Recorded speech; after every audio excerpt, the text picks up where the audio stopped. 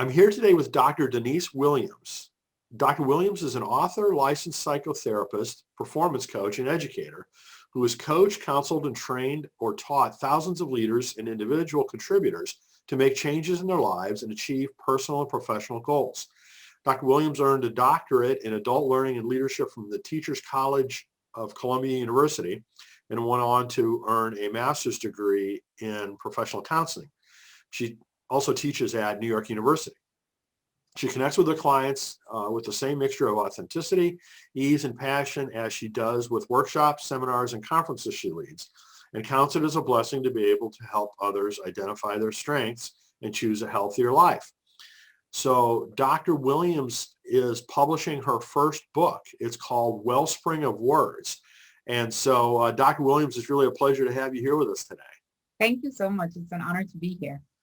Well, it's our pleasure. But maybe before we dive into your book, you can just tell us a little bit more about your background and your work beyond what I just mentioned. Yeah, I actually started out in the corporate sector, doing a lot of leadership development, working with adults in the workplace, helping them to develop skills, doing some executive coaching, building people, helping people to be confident. So it seemed like a very natural fit to start teaching at NYU. Somebody called me in to work with students, and I've been teaching as an adjunct to my profession since then for about 10 or 11 years. Um, I love the work that I do. I love seeing people soar. I love watching people just become their better selves. And then at some point, I wanted to do more intimate work. I got my credentials in professional counseling, and now I have a practice where I work with individuals, adults mainly, helping them to just really overcome obstacles and achieve their best life. So this book was a natural outcome of all the threads of the different parts of my career. It Yeah. sounds as though, yes, absolutely. So how did it come about? How did the book happen? This book happened because I was in the middle of writing my dissertation some years ago, and just going at it, and it just felt like suddenly a download about the power of words. And I remembered it was so riveting that I put my dissertation aside and started scribbling notes. About the same time, I have a friend who said something to me, and I wrote about it in the book. She said she had an experience where she felt as though she was going to die. She felt as though her heart was racing too much, her chest was tightening, and the symptoms she was experiencing, in her mind, she thought she might have a heart attack or might be having a heart attack. She said she also thought about her young child coming down the stairs, and she didn't want her child to see her dead in the kitchen because she was there making breakfast for her child. And she said she was deliberate about sitting, slowing her breathing, but breathing in so that I understand now, so that you can give your body oxygen. And she slowed everything down, and she just started to say, I want to see my son finish college. I don't even think her son was in high school at the time. And she said she just started to pray. And I don't think she was a particularly prayerful person, but she said she started to pray that she would live to see her son finish college. The end of that story is that she was able to calm herself enough. Her son came down, had breakfast, she dropped him to school, and went 5 minutes to the doctor's office. It turned out it was angina, not a heart attack. And many years later, her son has finished college and she's still alive. But at the time she was telling me the story, it was maybe like the day after the incident. And it struck me as to how she was able to tell herself, this is what I want, and allow her body to cooperate with her wish, her desire. So I went full force into just writing this book and looking for other examples of the power of words that we use. And I found that scripture, science, neuroscience, and psychology all reinforce the same message. Wow. Boy, that is powerful. Very interesting. Yeah, I mean, yeah. Now I want to make sure I really read your book. Yes. So So how did it evolve, from there into, an actual book? I mean, what was the process that you used to actually get it published? Okay, so all right, so a few things is I was going along kind of like writing this book, pulling from research, etc. And I kept questioning myself about what is going to make this book so unique? What's going to make this book so standalone, right? Because there are lots of blogs about words have power, but I think that this book, I wanted something that was more meaningful. And I was rereading this book by Rick Warren called 40 Days, I think, Purpose Driven Life. And I can't tell you much about it, except there was just one line that just hit me. And it was the importance of your life being of service to God. And that kind of just like every light turned on. And I said, that's what the book is about. The book is about enhancing your life, right? Not just about saying, oh, words have power because, but your book, whatever I do should have a deeper meaning, should have a deeper purpose, should honor God. And it's like that was the missing link all along. And once I was there, I remembered speaking to my pastor and said, I have to look for somebody to help me publish this book. And he said, I know somebody. And this was my publisher that I got. It's definitely a very small print, definitely a very small print. However, he's a theologian and he was able to help me to, just confirm the scriptural references that I used. He told me, he said, I looked up every single one of those references to make sure that they were accurate and to make sure your interpretation was good. He definitely guided me. He definitely continued to encourage me. Any person who's writing anything knows that they do a lot of iterations of, is it good? Is it good enough? Am I okay? So we do a lot of that. He constantly said, this is a masterpiece. And so that kind of cheerleading was very helpful for me. He was able also to connect me with the printers. And so that's how we went from this idea to a physical book in hand. And this happened. I was hoping that this book would have been out in January 2020.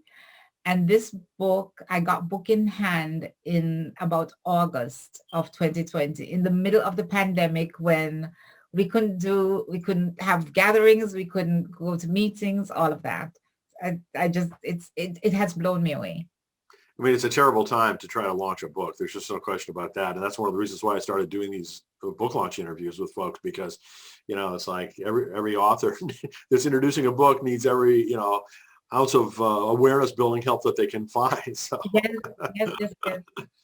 So you talk about the courage and legacy of your elders as having, excuse me, having an impact on your book. Is that referring to your pastor, or is that broader than that? That's broader than that. That's going back as far as childhood, to parents, to people who were their age, people around me who were older than I was. I saw how people lived their lives, how they acted with confidence. I remembered as a child looking at my grandmother and later on reflecting that she was pretty old at some of the things that she was doing, right? The confidence, the positivity. I remembered my mother when I was a young child and she would ask us to do things. And, as a child, I'm like, I can't do that. And my mother would repeatedly say, only dead people can't. And I think the message was, as long as you are breathing and alive, you absolutely can find a way. And that has been something that has stayed with me over the course of my life. And I actually talk about in the book is, instead of saying, I can't do this, I can't do that, what if we were to pivot our language and say, let me see how I can. Let me try to find a way to see how I can, right? Because when I tell myself I can't do something, my brain cooperates with that message. And I see no options and I get stuck and I probably give up hope. I tell myself, let me see how I can. Then my brain opens up and I start looking for options. I start looking for ideas. I start looking for avenues to get things done. Um, I grew up in a country I grew up in Jamaica when I was a child, and I remembered the prime minister telling the nation that we were leaders of the third world. That idea, I don't think I fully grasped what that meant. I don't even know if that was actually true, but I remembered what it did for me. I remembered feeling a lift, an internal lift, like we're leaders. We're going to act like leaders. We're going to walk in the confidence of leaders. So just some examples of how words made an imprint early on. Very cool. Very cool. So you mentioned that you deal with the influence of psychology, science, and scripture. Mhm. Um, can you talk just briefly about each one of those and how that is weaved into the book? Yes. So when I look at psychology, because of my work in mental health, when I look at psychology, I realize that a big part of what we examine are the thoughts that people have, because there's a strong connection between thoughts and behaviors and emotions, right? Thoughts feed emotions. So we often meet with people and examine what are the thoughts you're having. You know, when people say I have a lot of anxiety, we explore the thoughts that they're having. When they're having a lot of hopelessness, we explore the thoughts that they're having and try to help them to switch thoughts. As old as time, psychology looks at the quality of people's thoughts. And so that was super important. There is a lot of science. There was a thinking that the brain was very rigid, that it grew and then it deteriorated. But it was long held, it was a long held belief that the brain didn't really change its structure. So the person that you are was the person that you are. And it's fairly recently, maybe like less than a century ago, that scientists started to realize that the brain actually can change, and the cells in the brain can grow and they can improve, right? And there are things that we can do to help that happen. And in so doing, the quality of our thoughts, we're finding out that the quality of our thoughts can change even the functioning of our DNA. Hmm. I did not know this. That blew me away. Can help our bodies to thrive, or it can mute the capacity of our bodies to function. So depression is not just random, you know, sickness is not just sickness. And so moving from psychology to even science, science shows us that our bodies can get inflamed because of the quality of our thoughts, because of the quality of what we're holding on to, whether thoughts that we're formulating on our own, whether thoughts that other people are planting in us, right? You can do this. You can, you know, how is that making us feel, right? You're amazing. I see you're going to accomplish great things, or I don't think you can do those things that you're setting out to do. Whatever it is, those sit with us. And then scripture, when I went back to scripture, because there's a popular scripture that I used to hear people saying, the power of your life and death is in the power of your tongue, right? So the way you speak. I would hear that and kind of just like glossed over it. But there's a scripture that came up to me in Proverbs, and it says, let's see, pleasant words are as an honeycomb, sweet to the soul and health to the bones. I'm like, wait, that's the same thing that science and psychology is telling us. Pleasant words are sweet to the soul and health to the bones. They make us healthy and they feed our souls, they feed our spirit. So I just kept going back and forth and kept getting blown away by all these different areas that were saying the same thing. Very interesting. So it looks like you use a metaphor of food within the book too, right? Not, can you talk about that a little bit more? So food, right? When we think about food, food is something we eat. Food is something that hopefully if we eat the right quality of food, right, it can make us strong. It can nourish our bodies. It can nourish our health. Food even nourishes our brain. And I look at words exactly like that, right? We're taking in words. Sometimes people speak to us and we take in words. Social media is super popular. A lot of people get messages from social media or from popular media, printed media. Um, you know, People who are 20 years old are amazing, right? So people who are 20 years old start to believe that they are amazing, you know. People who have three eyes in their head are not amazing. So people who have three eyes in their head start walking around thinking, I'm not amazing, right? So we get messages in and then they do something to us, much like food. So five of us in a room sitting together can possibly eat meals, right? One person eating chocolate and soda every day, another person eating green vegetables every day, another person eating a mix every day, are going to have different outcomes. Well, I think words are exactly like that. Words are exactly like that. One of the things I talk about in the book is, you ever have like an idea, a brilliant idea, you think it's brilliant, and then you go to your good friend and you say, hey, um, I have this idea that I could, you know, make an electric car, let's say, or do something fantastic that has never been done. And you think it's not fully baked, but you just want a little encouragement, and you go to your friend and you tell your friend, and your friend says, you can't do that. And then everything just kind of like comes crashing down. It's kind of like eating something that just hurt your stomach. Everything just comes crashing down. So yes, throughout the book, I use the analogy between food that nourishes and words that also nourish.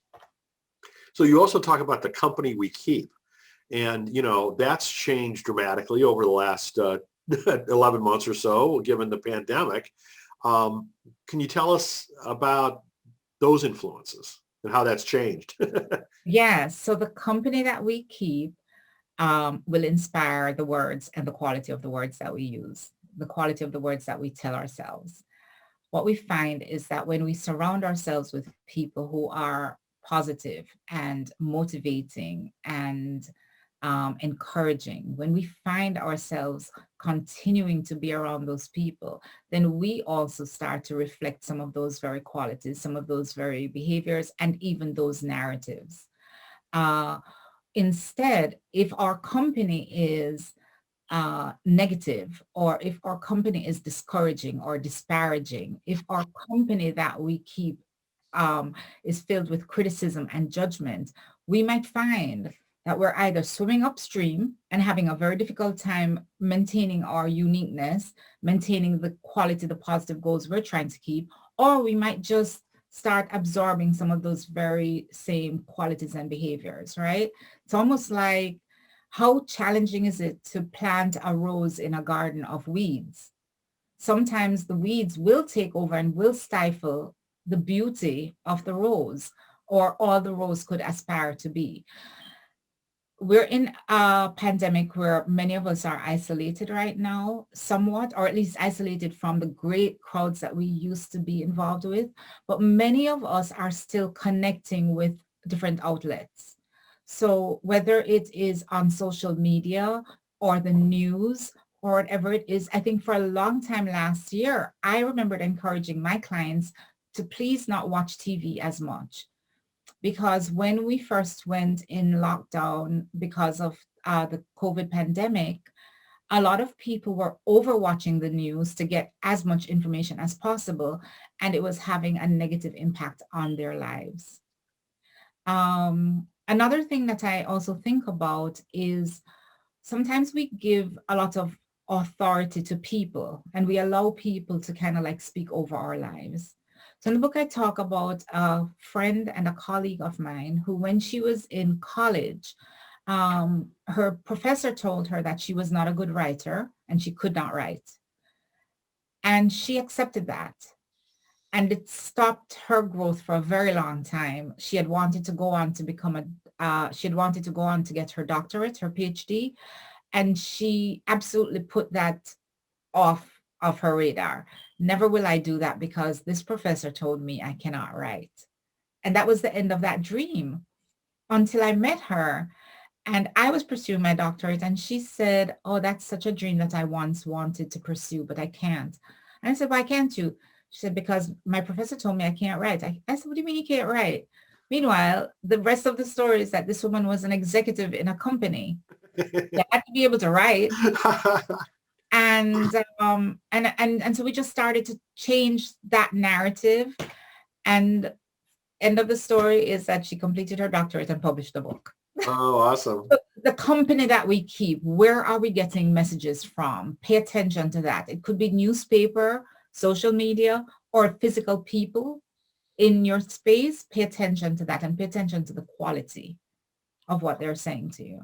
So much in-person interaction we've had has been by necessity replaced with either, television or social media or other, non-in-person forms. Mhm. And, at least my own perception is, as a society, we haven't necessarily done a good job of, kind of filtering out and seeking the positive impacts, like you're saying, and letting the negative overly affect us. Is that what your perception is too? 100%, 100%. There is a natural part of us as human beings. It's kind of like, I call it the untrained brain, the animal brain, right? Where we almost like look for danger. We look for threats. We look for things that might make us unsafe in the environment as a way of keeping ourselves safe. If I know that there's danger over there, then I will keep myself safe. Or that's oftentimes the popular thinking. When what happens is that if we keep looking for danger and looking for threats, it just makes us more anxious. It doesn't help us. It doesn't feed our soul, right? And so what we're finding is that a lot of people are, in my practice, a lot of people are coming to me because they have increased anxiety and it's just making them sick and it's making them have difficulty functioning. Hmm. Um, and so it's automatic to take in the negative stuff. It takes effort to go looking for good quality food, good quality words, good quality events that can feed our thoughts in a healthy way. It takes great effort. Instead of listening to the news that's talking about gloom and horror, why not go after something that's going to give you hope, going to give you energy, going to make you look for, recently I heard a saying, whatever you look for, you will find. And I have been challenging some of my clients and some of my students to look for joy in your day. And I say to them, sometimes you might have to lift up a stone. Sometimes you might have to look in the middle of sadness or bad news. Look for the joy. Start looking for the joy. Start looking for the hope in situations. Because when you look for it, I believe you will find it. So even with all that snow that we both have on the ground where we live right now, we can look out and see how beautiful it is. Right now, it's sunny on top of this foot of snow Yes, that we have. We both live in New Jersey. Just as a yes, side note, we both got about a foot of snow or more yes. this week. So I guess we need to look at it with joy, right? The snow looked beautiful to me when it was happening. I experienced an amazing wow, right? It might not be the same, it might not be the same slice of joy that everyone will have, but I'm saying look for that joy. I was able to be thankful that I did not lose my electricity when some people did, I was thankful that my heat was still working on those very cold days, right? I say look for the joy because if I say, oh my gosh, I can't believe that the snow is so much, how am I going to shovel the snow? Then I'm going to get down, down, down. So just look for the joy and focus on it. Great advice. Great advice. So another thing that you suggest is kind of changing our own words that we use, to be more positive and uplifting and having, just a better effect on the people that are around us. Yes. So what kind of tactical or practical suggestions do you have in that regard? So I respect the fact that the idea of changing our words might meet some resistance, but there is science that says, there is psychology that says, there is scripture that says it makes all the difference in the world. And so in the book, I actually give step-by-step advice about starting to do it. One of the first things I encourage people to do is to check in with yourself. Is this something that you're willing to do, right? Because you have to first be willing to make changes in your life. If you are willing, Even if you don't know how, that's absolutely 100% the first step. And it requires, I think, a yes mindset. Yes, I can try, right? Even that. And I actually ask people to say, just say, start saying yes to yourselves. Notice when we have resistance, but just start saying yes to ourselves. The other thing I ask people to do is accept that you're willing to change, right? Accept that the way I've been doing, the way I've been speaking has not been really helpful for me. So just accept that it's not working for me, and that reinforces why I'm willing to change what I'm doing. And then I ask people to do a lot of listening, pay attention to what you're telling yourself and start listening to yourself, listening to how you feel, listening to the power of the words that are within you. I ask people to use kindness and compassion toward themselves and towards other people. By the way, going back to listening, whenever I hear people be highly critical of other people, I assume that they're also critical of themselves. And when I hear that, I introduce the concept of kindness and compassion towards others and towards ourselves. Not because we're getting people off the hook if they're doing anything bad for us, but I encourage people to be kind and compassionate and just notice how that feels within you. Notice how that feels within you, right? I ask people, one of the things I ask people to do is to be willing to accept forgiveness. So a lot of times we hear people saying, I just can't forgive myself. And this is where my publisher, my editor, helped me a lot because I actually started with the book and I talked about forgiving yourself. And he said, I don't know if that's really what's happening. I think, and he challenged me to change the way I was thinking about it to accepting forgiveness. And he said, a lot of times when people ask for forgiveness, and he said, when people ask for forgiveness from God, God says in the word, in the Bible, I have forgiven you, right? And there's lots of scriptures that says if you ask for forgiveness, you're forgiven. Or we might ask for forgiveness from people. So if you and I are walking together and I step on your foot, I say, oops, I'm sorry. And you say, it's okay, I've forgiven you. But what can sometimes happen is I tell myself, oh my gosh, I did such a horrible thing. I stepped on his foot. His foot is injured. Oh my gosh, I feel so horrible. And I keep that inside. You've forgiven me. You've moved on to the next topic. And I'm still ruminating about how horrible I feel because I'm having some sort of self-judgment and difficulty just accepting that all is forgiven. It is well. And so that's something that I encourage people to just be willing to go easy on themselves and accept forgiveness. And I talk about some other things like, pay attention to what you say about yourself. So I have a whole chapter in here called There's Power in Your I Am. What's the I am that you're telling yourself?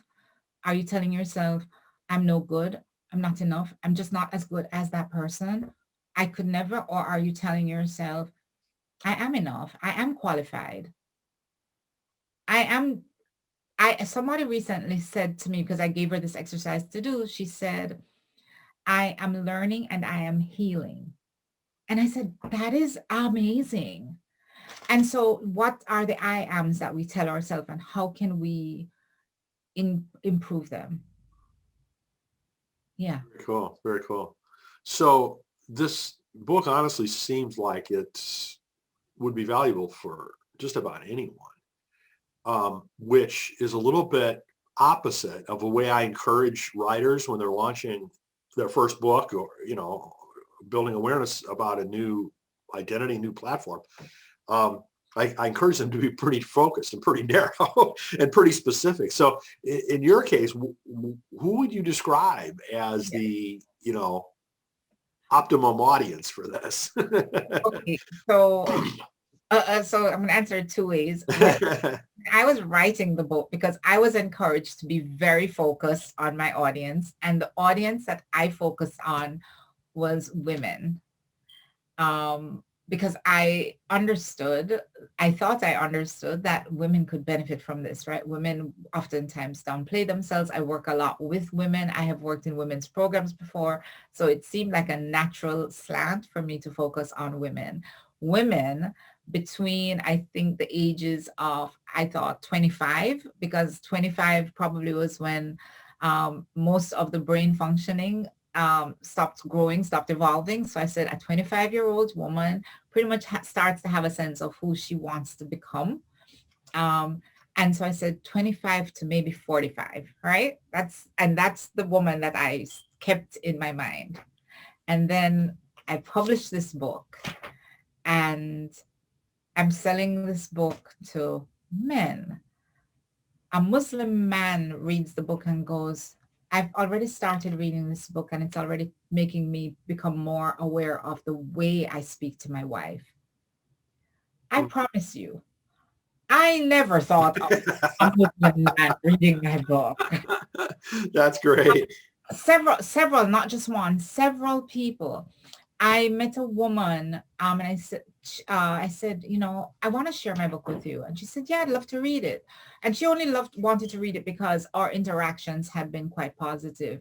The next time I saw her, I said, have you been reading the book? Have you started? She said, oh my goodness, I started reading the book right away. And yes, I really love it. And when I'm done with it, I'm going to give it to my mother to read. And she said, but I read a chapter a day because I want to take it all in. Again, I don't even know if she has a faith, but she is going through this book. I have seen people of different ages, of different ethnic backgrounds reading this book. I was told about a woman who somebody gave her the book. She is Indian. I think she's Hindu, and her husband is Muslim. So they have an interracial marriage, interreligious marriage. And she said she's reading the book. She said the scriptural part of it, but she said she's able to read the book and she's using it as something of a devotional. And I'm like, what? So I'm getting the feedback. I had women in mind, but apparently there's broader appeal. Very interesting. It's very exciting to hear. I mean, it's got to make you feel good about the book. It does make me feel good, and it just really reinforces. I think the book is important. It helps me. Whenever I read it, it's like a brand new book every time I read it. That's awesome. Well, can you show us the cover again, just to make sure that people can see what it looks like? There, good. And where all is it available? The book currently is available on Amazon.com in paperback form, as well as as an e-reader. So people can, if they prefer to just read the book online and not get a physical book, it's available there. And you can order your book. I think right now it's Prime delivery. You're getting it overnight, probably. Excellent. Well, Denise, it was really a pleasure to meet you and to learn about this book. I really do believe that it's going to be a help for a ton of folks, and very glad that you wrote it and you persevered, to make it happen, which is a requirement for any author, from what I can tell. So congratulations on that. Thank you. Thank you very much.